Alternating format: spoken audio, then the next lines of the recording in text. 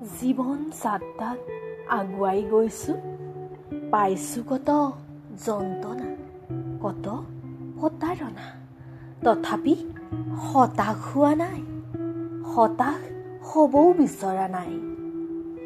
হাঁহি কান্দোনেৰে ভৰা এই জীৱন, এই নাটৰ মূল কাহিনী।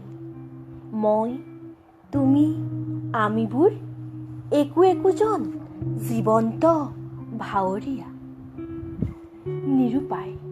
নিৰুপায় আজি মোৰ ভাগৰুৱা মন।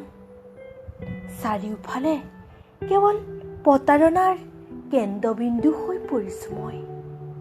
তথাপি নিৰাশ হোৱা নাই, নিৰাশাৰ মাজত বিচাৰোঁ আশাৰ ৰেঙনি।